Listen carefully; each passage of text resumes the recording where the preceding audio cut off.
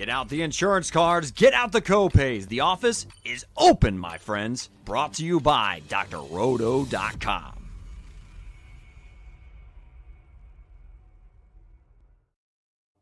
Welcome to the Fantasy Baseballers podcast, where we cover fantasy baseball, waiver wire, and FAAB, helping you win your league one move at a time. I'm your host, Lou Landers, joined by John Carando, and make sure to like and subscribe to our channel. Drop a comment with your biggest roster questions of the week. We are breaking down the top waiver wire pickups, FAAB bids, and the under-the-radar players you need to grab before your league mates catch on. We've got you covered with actionable ads, smart bids, and zero fluff. So with that being said, Carando, let's get this show rolling, man. And we did a couple drafts together, you and I. Yes. Some were draft and whole draft champions types, and one of the guys you were really pushing for throughout the whole process was twin starting pitcher McAble. Yeah, he was one of the most exciting arms this spring. You know, I think he turned a lot of heads. It's kind of crazy how much a lot of these guys kind of they start off with a good amount of prospect helium, and then if it's not like super hitting the ground running. Well, former first round pick, right? Yeah. I mean, you have all these high expectations. The dude's 6'5", 24 years old still, and he's got a heck of an arm, and he's pumping, this spring you can see it, obviously he's pumping, I think it was like 96.4 average on his fastball, and he's showing better command. He's come to deal this year, Well, sometimes with these guys, especially the ones with the pedigree, it just starts to click, right? Yeah. I mean, he was really bad last year with both Philadelphia and Minnesota. Sample size, of course, super small. Right. But with the pedigree, a really good spring. Ended with a 1.35 ERA, 0.75 WHIP, and the most interesting part, 17-1 K to walk ratio in 13 innings. Very impressive. And now the opportunity to be in this rotation, how can you not consider adding him, especially with all the pitching injuries we've already been seeing? Exactly. Yeah, that was like kind of the biggest thing, because I was looking back into him, obviously, after having watched a couple of his of the replays of his spring performances. And that was kind of the biggest thing was, a lot of people just didn't know if he would be starting out in the rotation. And here we are. So it's kind of all systems go at this point. Yeah, it sure is. So second baseman, well, maybe third baseman too, but second baseman in terms of where you can play him right now, David Hamilton for the Brewers. He did play third base for them on opening day. And if their plan is to use him against righties, John, then he should gain eligibility there pretty quick, right? I don't think there's much to expect from an average or on base percentage side of things, but 55 stolen bases over the past 2 seasons with the Red Sox, right. Just under 500 total at bats. That's something to keep your eye on. So if you came out of your draft and you're lacking stolen bases, or you just want more stolen bases, David Hamilton is someone to look at this weekend. Yeah, absolutely. This is a lot of fun for me because, as a Sox fan, and then obviously as an wait, you like the Red Sox? No way. Yeah, I don't know. I don't know if you could tell or not, but yeah, I actually am a Red Sox fan, but I kept kind of like hoping that he would catch on, with more playing time with the Sox. And, I remember writing a few articles, definitely with his name on it for that reason. And I was kind of trying to make fetch happen and never really did, and now here he's getting another shot. And that's the thing. He is like a legit, super speedster. And so any playing time he gets, he's always going to have a chance for stolen bases. And he's also like he's quite scrappy, as a hitter and as a player. And so, I just think that he's a guy who could, sneakily perform a lot better than anyone would have expected, coming into the season if he's given the playing time. It's hard to know, like what it'll be like in the way of his batting average or, his ratios. But they were never overly impressive with the Red Sox, but to be fair, when you're not playing regularly, it can be hard Exactly. to Well be said. consistent. So if the Brewers give him consistent time in Exactly. a role against righties, because he is a lefty, and there's so much platooning going on, more than ever before. So I don't expect him to play against lefties, but he might be able to scratch out more opportunity against righties, and that's a huge factor. And with consistent playing time, you might see even a decent batting average is going to make him that much more valuable, because he's going to steal bases.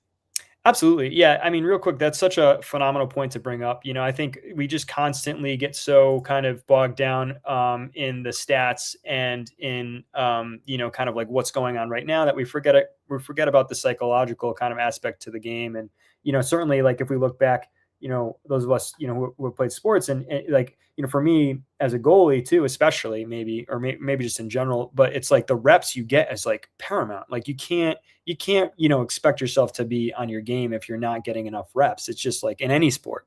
So I think that's a phenomenal point. And it can be said even in like the most amateur style of baseball. Like when I used to play, my first few practices, I wasn't making hard contact the way I would by the third or fourth game of the season. And that's at the lowest level. So imagine for these guys that are so routine oriented, and at playing at the highest level there is, of course, they need the reps. So before we continue, make sure to hit that like button. Everybody subscribe to the YouTube channel. Turn on notifications so you do not miss a single episode. But John, we talked about one prospect already. How about Brady House? Because he was, and pun intended, kind of a household name when he was drafted. Nice. Right? Yep. Former first-round pick. The upside was there, but he has shown really bad plate discipline. For example, last year, 73 games. He walked 8 times, which is brutal. Struck out 78 times. 8 walks, 78 strikeouts. And even in spring training this year, now, he batted over 400. He hit 3 bombs. Very good. But he walked just once, struck out 11 times. So you're going to have to watch for that. You're going to have to monitor that. But continued that hot spring. First game of the season, home run, 2 hits. Maybe there's something here. Maybe there's some post-hype stuff going on here with Brady House for the Washington Nationals. I think there absolutely is, actually. You're hitting the nail on the head, obviously, with the walks to strikeouts, because that's ultimately what's going to determine whether or not he can truly kind of like, come into himself as a major league player and potential breakout player, is if he can, practice some plate discipline. And that remains to be seen.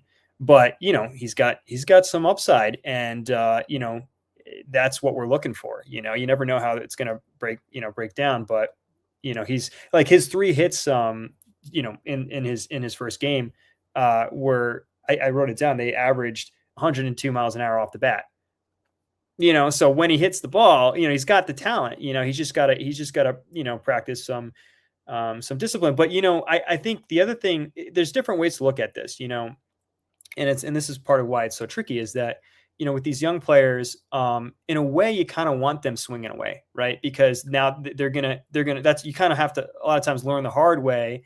And they're getting like, more looks, and they're kind of like figuring out quickly what works and what doesn't work. The key obviously is if they can make the adjustments, and so I think he looks better. Like, I think he looks more confident, like coming into the season.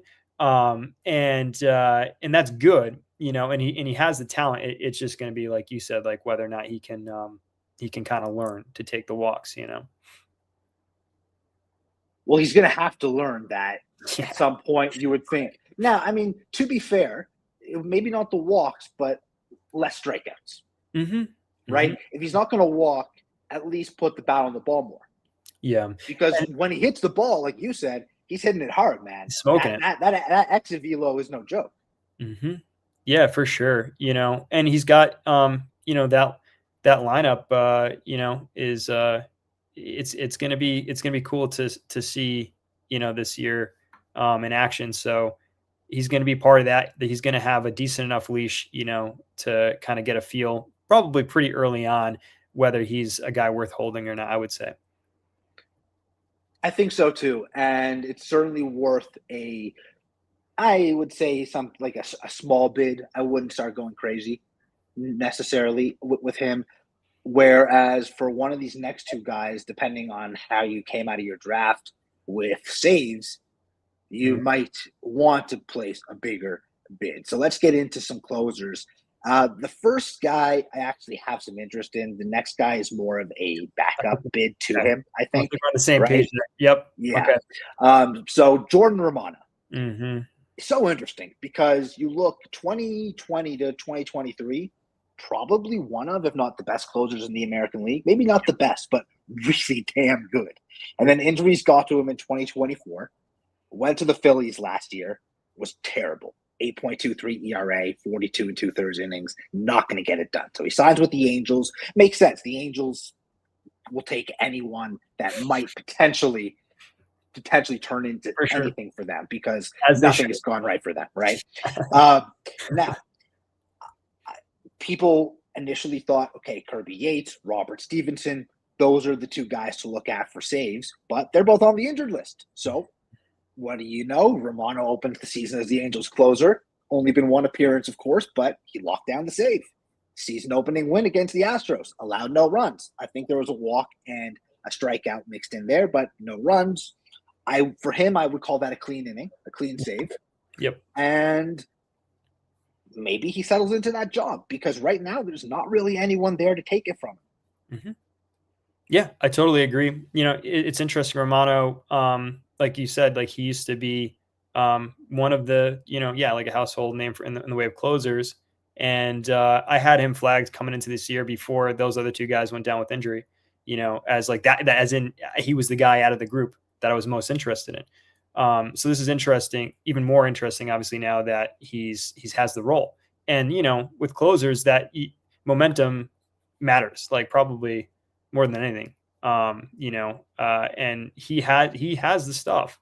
It's just a matter of, I guess, whether or not he can kind of bounce back, Yeah, I think it's really hard for him not to be better than he was a year ago, right? Well, with those numbers. But it's one of those things where, the strikeouts don't have to be amazing. The ratios don't have to be amazing. Just convert the saves, man. If you convert the saves, I feel like Kenley Jansen is a good example of someone who over the last few years has not always had the best of ratios. He hasn't had the best strikeout numbers necessarily, but he still racks up saves regardless. And at this point, when you're either drafting late round or you're picking guys up and scooping them up off the wire or in FAAB, that's what you're looking for, saves. You're not expecting elite ratios because if they were giving you elite ratios and saves, they're going rounds 3 through 5 of your draft. Yeah. They're not free on the wire or in FAAB, right? So I think temper your expectations, but Ben Joyce is another guy who at some point could get this job if he's healthy and comes back. So there are guys who could eventually take this job. But to me, it looks like it's clear sailing for Romano until he loses the job. And that's the type of player I am interested in. Yeah, I totally agree. I'm in on him. He'd probably be one of my primary targets, for a thousand FAAB budget. What are you dropping? I'd honestly be interested to hear your take on that too. Cause I tend to either go over or under too often. I mean, maybe everybody feels that way. It all depends, honestly, on what your saves situation currently is. I know we're in the same TGFBI league, and you have like 4 closers, so you're probably not. Part of why I want to know where you're bidding. Yeah, right. So you're probably not going too heavy. For me, I have 1.5 closers and then 2 specs. So I would probably consider 50 to 75 or so. Okay. On Romano. So I was going to say 60. So that's actually crazy. We're right in the same range, but you also kind of sometimes with whatever league you're in, you kind of have an idea, right? Based on what previously people have spent, if it's a dynasty or whatever. You have no idea, right? On NFBC in these types of situations, you have no idea. And exactly. It's really about team needs. And one of the things is when you don't draft a lot of closers, you kind of know in your mind early in the first few months of the season, a lot of that FAAB budget is probably going towards saves. Yes. So don't be afraid to spend it on saves. I agree. Yeah. If you want to go I could see if I needed the saves, I could go, I could pay up. I could see going over even I don't even know. I don't want to get too crazy, but I could see going higher than that. I wouldn't go anything over like, I don't know. I would say like maybe upward, like heading towards 100, FAAB. Someone out there across these leagues will drop like 100 or 150. I think likely end up being disappointed in a month or two. Yeah, but that's the thing, it's all how you play, Yeah, every league is different, and he's not going to be the only saves target over the next four months or 5 months, right? That's why I wouldn't. So don't go crazy. Don't blow all your money in one thing. But just to reinforce kind of what we were saying originally as to what the argument for why to potentially spend on him, like it's not every day that you have a guy with his background, his experience saving games, and like you said, the Angels need all the help they can get, and a clear role right now. That's right. There really is nobody else. They're all injured.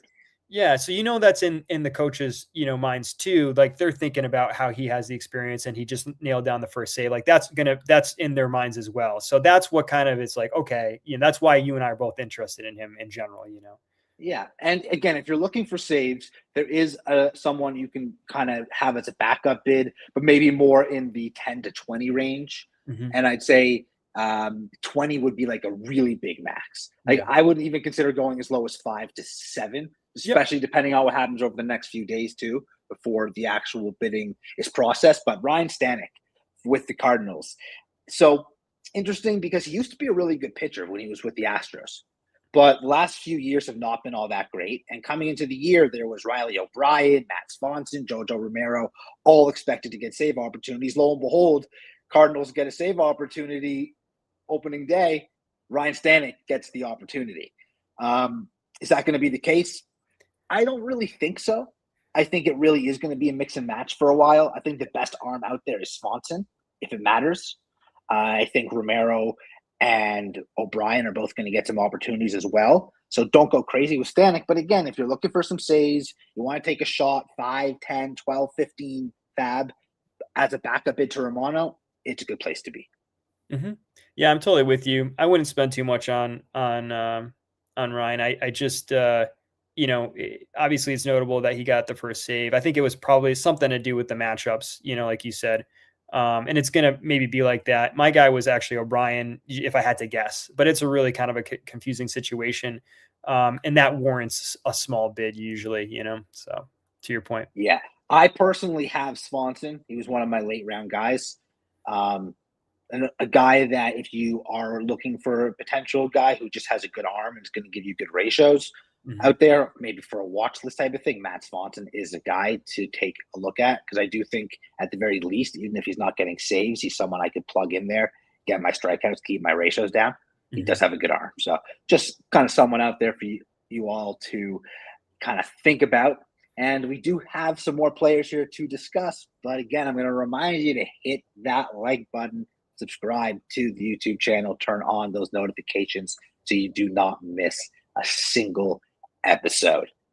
First baseman / DH, Rhys Hoskins, now with the Cleveland Guardians. And this is actually really interesting, John, because Hoskins, for the most part, has always been a pretty prolific power hitter. Yep. And you look at the Guardians, they are typically a team that lacks power. So maybe there is a good relationship forming here. He made the team. They gave him that minor league deal. He made the team. 3 hits in the season opener. Now, I'm going to be honest with you. It wouldn't surprise me if he didn't have another 3-hit game for the rest of the season. But I will say this. 25 home runs, a nice source of runs and RBIs for you with regular at-bats at first base and DH. Yeah, I can see that. Oh, yeah. Oh, yeah. So check this out, because I had forgotten this. In his previous 3 full seasons, right, he hit 26 home runs, 30 home runs, 27 home runs. I forget which order, but that speaks to your point, right? When this dude plays, he hits, he mashes, right? Now he doesn't hit, so frequently that it's going to be, like you're hoping for a 240, 250 batting average. Like that's like his ceiling, right? You expect 225 or 230 probably. Probably, yeah. But I mean, that's, he can get anywhere from 25 to 30 home runs. Like that's very doable. He's going to be playing every day for them, so, and he's going to be, right pretty much in the middle of the order. He was one of my favorite targets for this reason for first base. Like first base this year was in my opinion, kind of similar to top heavy. And top then heavy. you had a lot of options like later on in the drafts that are kind of like surprisingly might surprise with their production, like another guy we'll talk about a little later, but yeah, Hoskins is he's like free right now, and that's like 25 to 30 home runs free. Yeah. I mean, unless you're in those 15 team leagues, Hoskins has to be out there. Right. I would be shocked. Right. And even in some of those 15 team leagues, he might be out there. Exactly. I don't think a lot of people weren't sure if he was even going to make the roster. Mm-hmm. Right. So it depends on when you drafted. There was a good chance that you did not know if Hoskins was going to be on the Guardians. So a guy I want to talk about here, and I only learned how to really properly pronounce his name about half an hour ago, I want to say. I used to call him Chase Meadroff, but apparently it's Chase Meidroth. I had the same. Yeah, I thought it was Meadroff too. It's Chase Meidroff. And for those wondering how I figured that out, Baseball Reference, it's kind of outdated in terms of like trying to analyze player stats, but they do have the pronunciation of last names. So if you're ever unsure of how to pronounce a player's name, you can go there. So second baseman, shortstop, Chase Meidroff, Chicago White Sox. And kind of flies under the radar because of Montgomery and Teal and some of the other pieces that went to the White Sox in that Crochet trade with Boston. But he debuted a year ago, and the power wasn't there. And he's never really been a big power guy, even in the minors. But he hit a respectable 253, solid 329 OBP. Both those should rise, be better in the second full year. Swiped 14 bases. So in a full season, could I see 265, 10, 12 homers, 20 stolen bases? Yeah, I could. And at second base and shortstop eligibility, that's going to help you, whether you're in daily lineup formats or really just as a bench player. If you get him now, you can probably still do it pretty cheap. 5, 7, 9, 11, something like that. If he has a really good first couple of weeks, though, all of a sudden you might see his price in FAAB being more like 75, 90, 100. He already has a 1 home run this year, only hit 5 all of last year. So if he has another home run this weekend or something, that price is already going to start skyrocketing. Yeah. He's got the dual position eligibility too in most leagues, I would think, second base, shortstop. So that's that's a plus. I mean, on Yahoo, he might have third base, first base, catcher, and outfield too. Yeah. I mean, so that's a super useful player potentially. I just was curious and I took a look, and his home run was 108 off the bat. So that's always fun to see too. That is pretty good, actually. Yeah. Good. So he's one of those guys that, again, right now you can really get cheap, and you don't have to overly invest. But there's, again, so many injuries happening every single day around the league, and it's Friday afternoon, right? We haven't even seen games played today. By the time that you place your final bids, there will be 3 more full days as full slates of games. So there could be, I don't want to jinx anybody's specific team, but there could be middle infield injuries. And now you know about Chase Meidroth, and you're ready to pick him up as a replacement. Yeah, absolutely. Knowing sort of like the guys who are, on the fringe in the way of playing time, but like just like the utility guys, who could really kind of help you out if there's a chance. That is one of the things that really makes a difference between, the fantasy players who end up winning or not, really. I still have one league that is daily lineups. I've tried to get away from it because I play in so many leagues and so much more time consuming, but I do have one, and I do have him in that league.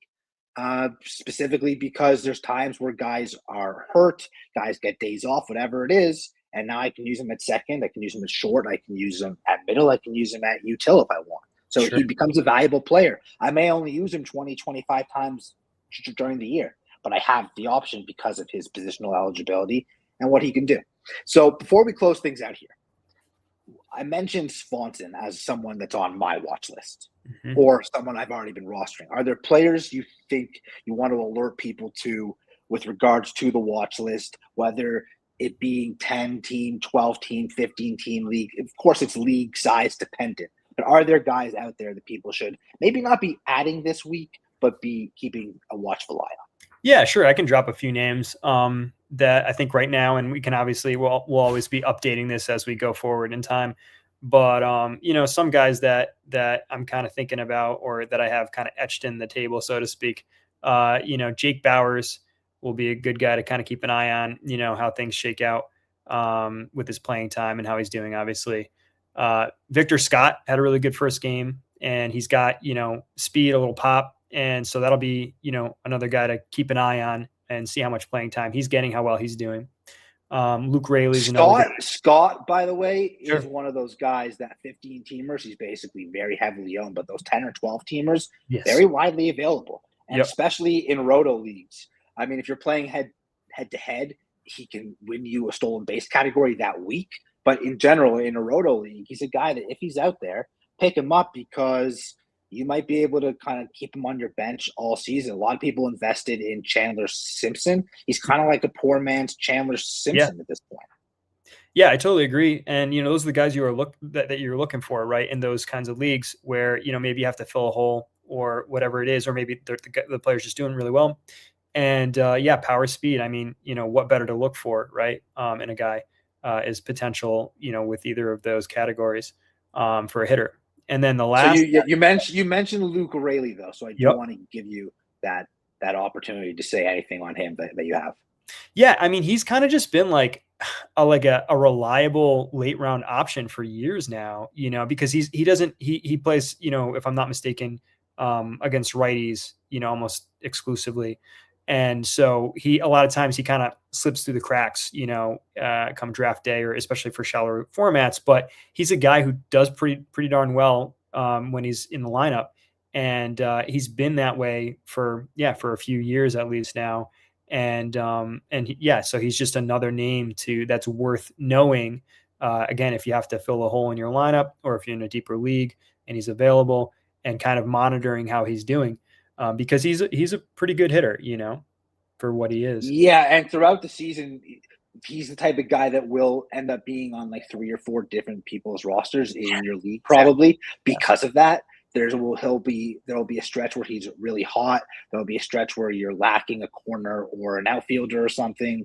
He's one of those guys that is typically always on a team, but never necessarily sticks on a team.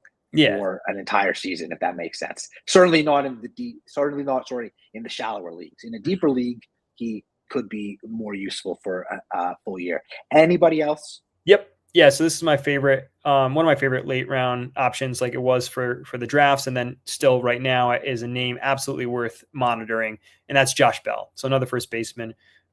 He's one of the reasons is because he's going to be a mainstay in their lineup. He started playing a lot better the last couple months last season. He started looking like he was just kind of getting his mojo back a little bit, and he has power in his bat, and I think he's excited this year. I watched actually an interview of him, coming into this season, and he's just in a good headspace. You can tell, listen to the interviews. So we'll see if that translates to in the way of his performance, but he's definitely a name worth monitoring right now. I think so too. Love it. Love that stuff. All those guys on the watch list. Recap those names for us. Victor Scott, Luke Raley, Josh Bell, and Jake Bowers. Yep. Okay.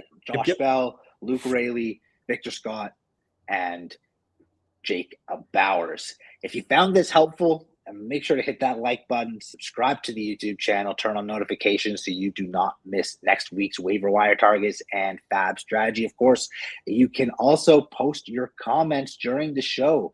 Ask us about certain players, what you would bid on them. We are here to help. We are here to answer those questions for you. So drop those comments and we will help you with those tough roster decisions. And that's going to do it for this week's episode, breaking down the fantasy baseball waiver wire and FAAB strategy. Good luck this week. Be aggressive on the wire when it counts. From Lou Landers and John Carando, we'll catch you next time. Thanks for stopping by the office. Get your fantasy prescription by subscribing to the channel and checking out drrodo.com. And until the next visit, be well and take care.